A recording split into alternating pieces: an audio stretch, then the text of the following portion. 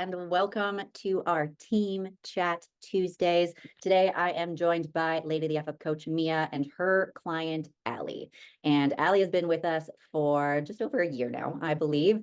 And her story and her transformation is one of resilience and challenges where so many other women would have said, this is enough. I can't do this right now. I'm tapping out. I'll be back later. But she leaned into the coaching process and she leaned into her support with Mia. And she's had an incredible transformation this past year, given all of those challenges. She's lost a significant amount of body fat. She has put on some solid muscle mass in a year. And I know that this is just the beginning. So welcome, Alie.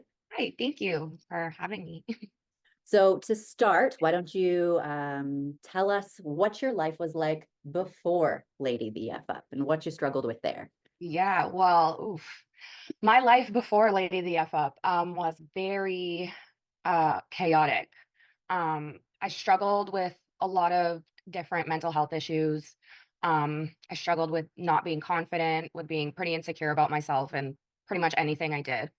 Um, and I had no idea how to take care of my body. I was constantly like either overweight or incredibly underweight to the point where I was like losing hair and having heart palpitations. And there was never like a happy medium.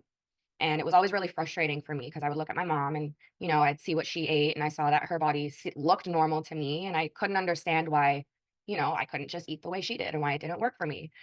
Um, so yeah, that was my life. A lot of struggling with being really hard on myself, down on myself, a lot of depression, anxiety. Yeah. Now you mentioned the underweight, overweight, flipping back and forth. Were there Mhm. like bad diets there? Were you like starving yourself occasionally, the binge and restrict? What caused that flip flop? I think a lot of it has to do with I got diagnosed with ADHD late in my life, and I realized that a lot of my overeating was just me being bored and looking for something. That makes I would get to the point where I was like almost 200 pounds, and I'd be so unhappy with myself. I would not realize I was restricting to the point I was restricting, and then when I did start working with Mia, I realized, how messed up my view of food was. Yeah. So how did you find LadyTheFUp and when was this? Was this like, I'm assuming fall 2023? Yeah, around then. I found Lady the F Up through a friend, actually. I was just kind of, you know, complaining to her that I wasn't feeling the greatest. I didn't know what to do. I was just lost. I couldn't get a hold on my weight. I didn't feel good. I was always tired. And she gave me Mia's Instagram and I took a look at it and decided to do one of those discovery calls with her. And yeah, the rest was history. Mia, what do you remember about the initial conversation with Alie and what kind of stood out as like, oh, these are things that we need to adjust? Oh, I don't even know where to begin. There was definitely a lot. She was very lost and very unsure if she could ever change. Like, definitely the confidence was low, but her and her friend had a good experience with me and she had a lot of hope from that, but still didn't think that she herself was capable of change. She had a lot of mental health issues at the time that have been progressively getting better, but it was really tough for her. And that initial call was hard. I honestly think we were on the phone for over an hour chatting about everything, about her history with nutrition, if she ever trained before, what her ultimate goals were. And by the end of it, I gave her enough hope that I would help her get to that point, and she decided to sign up. But yeah, it was good. Alie, what were those initial goals coming into LadyTheFUp? I just initially I just wanted to be healthy. I felt like I was never at a point where I felt good about my body or confident about my body. I just wanted to learn how to fuel my body. And then once I started working with Mia, my goals kind of progressed to wanting to put on a ton of muscle. And yeah, just wanting to see how far we can go and how much I can grow. Yeah, I definitely don't think you came into it wanting to build a ton of muscle. You more so just wanted to be happy and healthy and know what you were doing and feel confident in that area. But now her goals have progressed a ton, where Alie will share with me a incredibly strong and fit girl on Instagram and be like, I want to get to this. And I'm like, okay, hold up, we'll do our best to get there. But yeah, goals have definitely changed and progressed over time, which I'm really happy about. Awesome. What were the first couple of weeks or first month or two like when you came in and Mia was like, all right, here's the amount of food that we're going to have you eating. Here's what your resistance training is going to look like. Was there overwhelm? Was there confusion? Was there any sort of hesitation? What was that like, Alie? Yeah, there was every single one of those. I remember saying to Mia, like, I don't know how you want me to get all of this food into my body. Um, it was overwhelming with like all of the new information too. Um, Having to push myself past not wanting to get out of bed because beforehand I could just be like, all right, whatever. Nobody's holding me accountable. I can stay in bed. Um, but now working with Mia, I had these new goals and I had someone holding me accountable for it. Um, the nutrition side was really, really hard for me because I was going from really just eating ramen noodles and takeout to having to learn how to meal prep properly, having to learn about, the importance of protein and fiber and carbs, because as far as I knew, carbs were bad, right? But yeah, it was a lot. It was very, very overwhelming. I remember a lot of times I would call Mia crying or send her a video and I'd be like, I can't do this. Like, this is not for me. I don't know how anyone does this. Like, this is insane. I can't even go to work. um, but she would always tell me, like, you know what, just take it one step at a time. We're going to work together. And she would make things really easy for me. Like if I was struggling with macros one day, she would give me a sample, uh, you know, meal plan that I could either adjust or follow. So yeah, the support was really helpful. Yeah, I think something that stood out there that has been a key part of your journey is she has mentioned to me many times, this is not for me. Maybe every few months, because Alie has been through so much in the past year, there have been multiple moments where she wanted to quit. She's like, I don't think training is for me. I don't think my body can handle it, or maybe I shouldn't be eating like this. There has been a lot of doubt, but then there has been a lot of progress as well. And the fact that she was able to keep going and we just adapted and adjusted her plan as needed. We've pulled back to no workouts, or we've gone all the way up to 5 workouts a week, depending on what she could tolerate and what her body can tolerate in that given moment. And no matter what, she listened to me and she continued to stay committed to Lady the FUp and this process. And that is why she is at the point that she's at now. If she gave up all of those times, she would be in a much different point in her life right now. And so I'm very grateful for that. Yeah, I remember calling you one day and I was like, my body is falling apart. This is not for me. I can't train. The more I train, the more my body breaks, it feels like. And you told me to just think about how much worse off I would be if I wasn't taking care of my body, because clearly my body was going through things and the training and the eating properly could only help benefit me. Right. So it was helping put my mind back into that perspective as well. Let's get into some of those challenges that you have faced in the year, maybe like chronologically what popped up first. And then Mia, you can share how you adjusted and adapted to that and then what came up afterwards, because I know it wasn't just one thing. It was a series of kind of one after another where you'd get back up and you're like, cool, I'm good. And then something else would knock you back down. So share a bit of whatever you're comfortable sharing.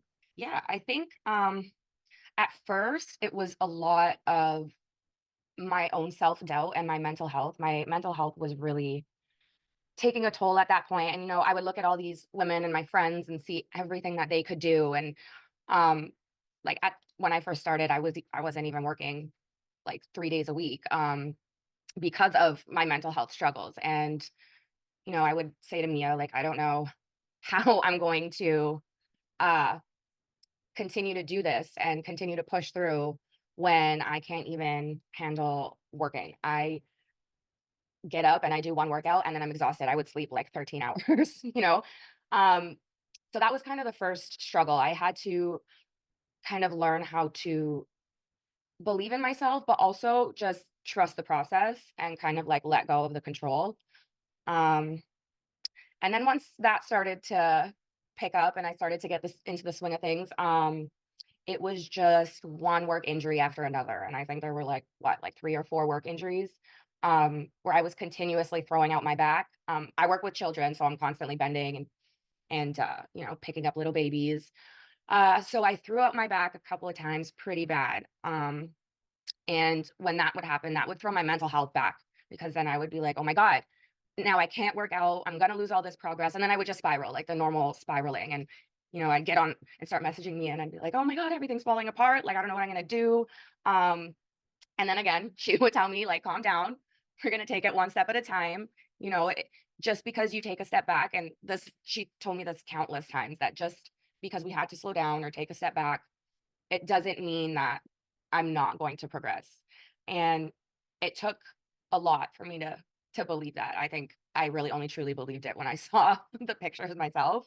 But yeah, a lot of back injuries. And then after those back injuries, I started to just throw up out of nowhere and not be able to hold down any food. And at first we thought it was some food intolerances, and it was back and forth with my doctor. And it was a good couple of months of having like severe stomach pain and like morning sickness and not knowing what was going on. And I did a blood test and we found out that I had H. pylori, which is a bacterial infection in your stomach. Um, and that was, those antibiotics were the worst 2 weeks of my life. They Oh yeah. were horrible. Like Yeah. the H. pylori antibiotic treatment is very similar to SIBO as well, where you have this die-off period. Antibiotics don't discriminate. They're not like, oh, we found the H. pylori bacteria and we're just going to kill this. It kills everything in your gut, the good bacteria as well. So I can imagine how much of a challenge that was. Yeah. And then, well, I was also paranoid about like, oh my God, it's going to kill all my gut bacteria, like you said, and how long is it going to take for my good gut bacteria to come back, and how am I going to get it back? And then obviously crying to Mia about it with all of my spiraling. And, she was incredibly knowledgeable, and I'd like to say almost more helpful than my doctor when it came to things like that. Even after finishing the antibiotics, I had a lot of pain and issues in my stomach just from how long my stomach took to heal. And then they found a hernia in my stomach. So that was a little bit of time where we weren't sure how bad it was and if I was able to lift and whatnot. But yeah, and what happened after that?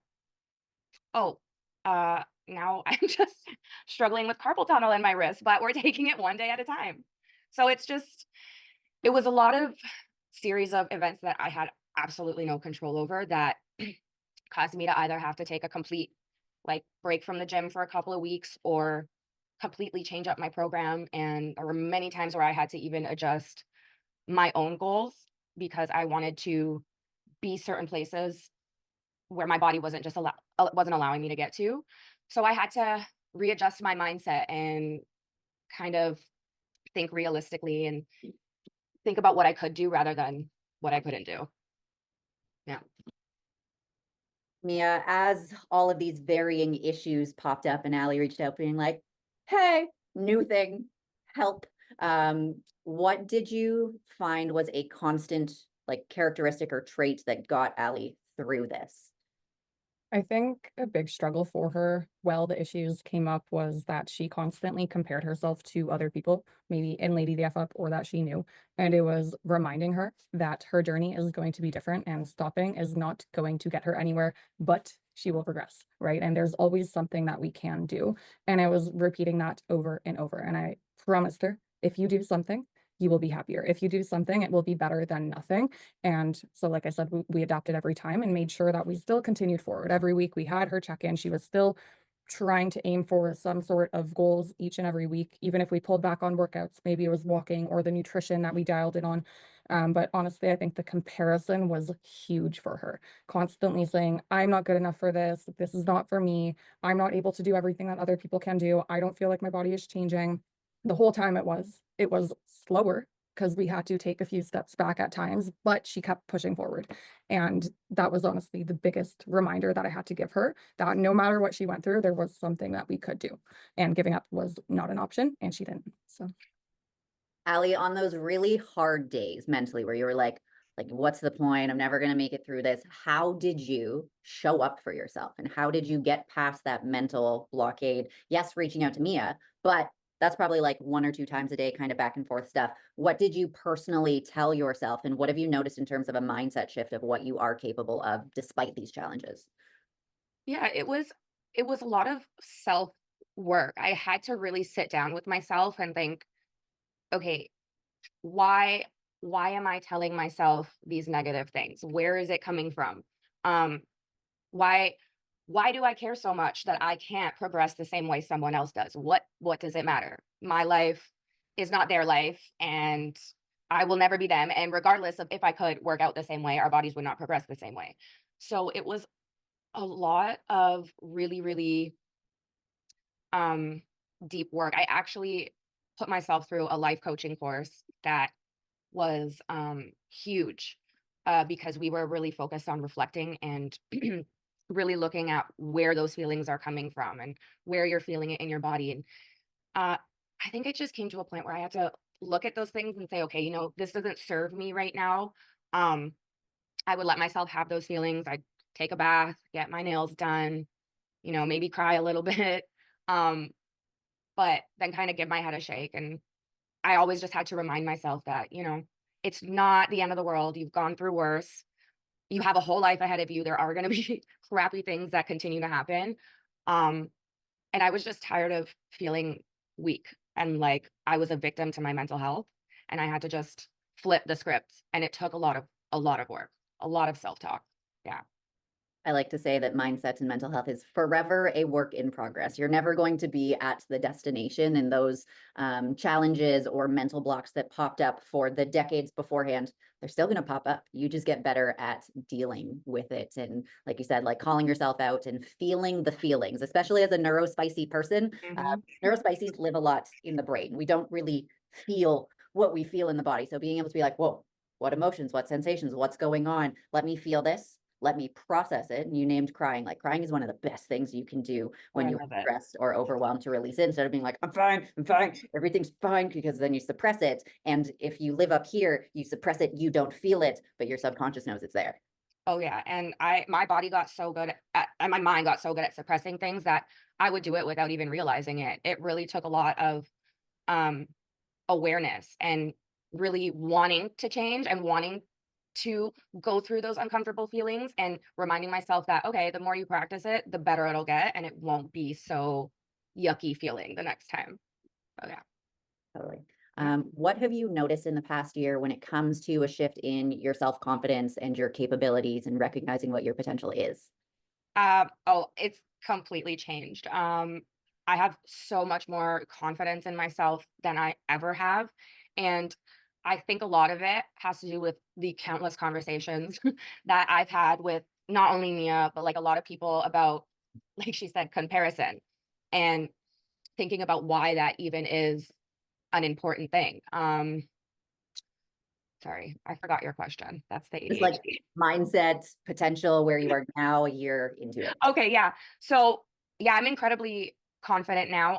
I feel like I can stick up for myself a lot more. I'm in a workplace where uh, you can easily be taken advantage of if you aren't able to speak up for yourself. And I've really had to learn how to do that because there's a lot of bullies in the workplace sometimes. And my ability to be able to stand up for myself and leave that conflict where it is and not have it sit on my head all day or 3 days down the line I'm still feeling like nervous or anxious about the fact that I had to stick up for myself.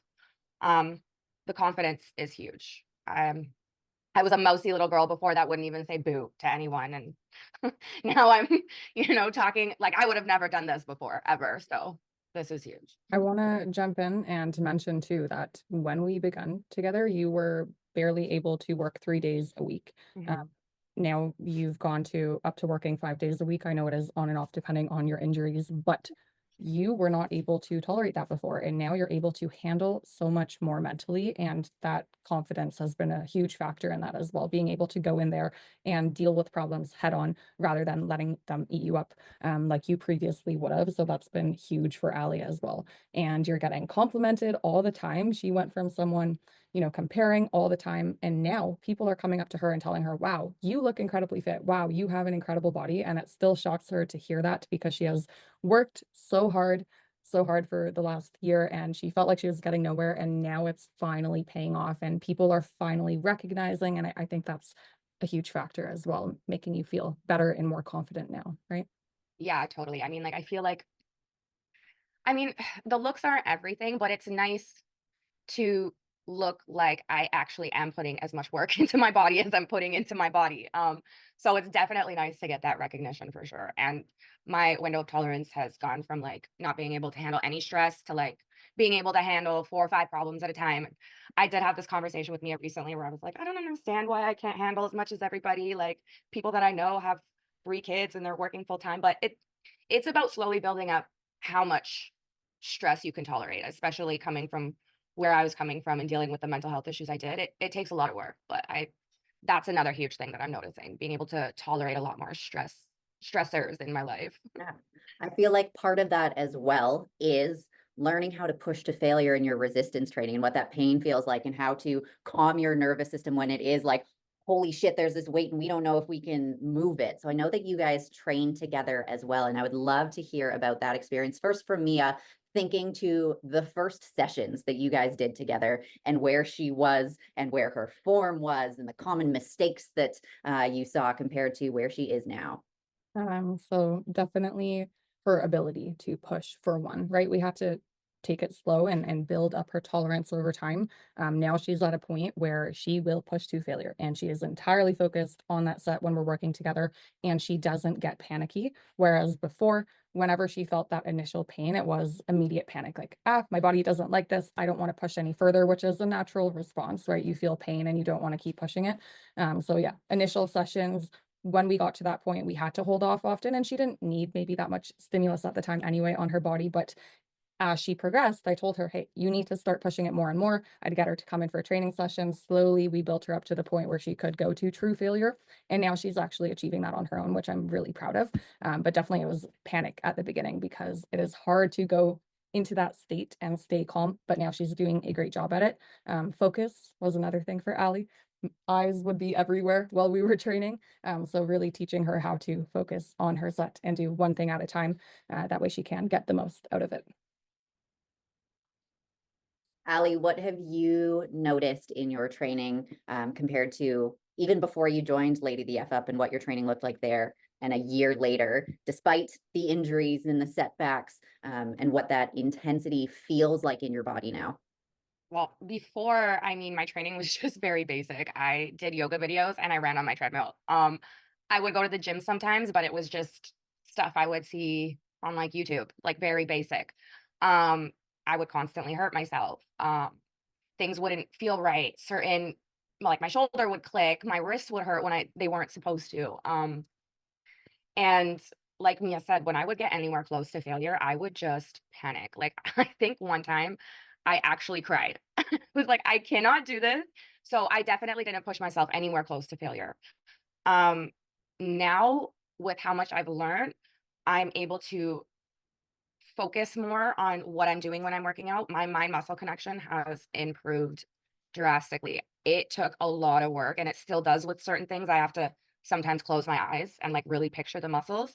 But now I'm able to get myself to feel those muscles more than I would before. Um, so yeah, it's training is completely different. I mean, I'm a lot more tired after. I sweat a lot more, but I feel better. My muscles feel stronger. I've stopped hurting my back at work. So yeah, I've strengthened my core. My posture has completely changed. So it's helped a lot. A lot. Yeah. Yeah, definitely. Something I forgot to mention when you were having all of the back injuries, I got you to come train in person, and we ended up having to pull you back to body weight training for Yeah. pretty much everything. And it turned out that you were not training properly, you weren't recruiting the right muscles, you were trying to up the weight a lot, and your body was not there yet. Mhm. And really taking a step back and learning how to properly contract the muscles that we wanted to contract and then take them to that point of failure is what has really allowed your body to progress in the past year. Because even if you weren't working out 5 days or 4 days a week, you did 2 days or 3 days, but you did them really well because you finally learned how to properly contract and work your muscles. So yeah. Yeah. All right, I am going to pull up your transformation, Alie, just so everyone can see it. So this is what she has accomplished in a year. Damn, look at those glutes. Like, the newbie gains, despite all the challenges, like in the first 6 months of truly resistance training, going from Yeah. yoga and treadmill to in the gym, even if it's just body weight, but like resistance training, contracting your muscles, your first 6 months of that shows in your glutes. And then it gets slower the more that you do it. And then you have to work harder for longer to see this. But that is a solid body recomposition. How did seeing this initially when Mia sent it to you, how'd that make you feel? I was shocked. I, I was just really impressed with myself. I'm really proud of myself, honestly, because I didn't think that my transformation looked that drastic. I know that with my mindset and with how far I pushed my body, yes. But I was so happy to see that, like, all of the work and all of the days where I was like crying and not wanting to go to the gym and just telling myself it's about discipline. Like, you're not gonna have motivation your whole life. You just have to do it. And a lot of listening to the Huberman Lab and just, getting myself into that mindset.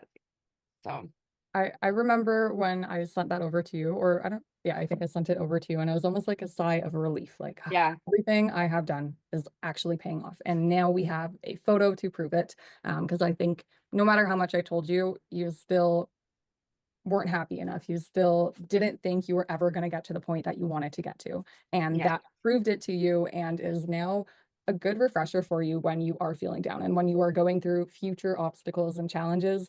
I'm going to show you that photo and I'm going to be like, "Hey, Alie, remember when you went through this, that, and you still achieved this in a year? Imagine what another year can do." And I think that'll be really beneficial for you moving forward.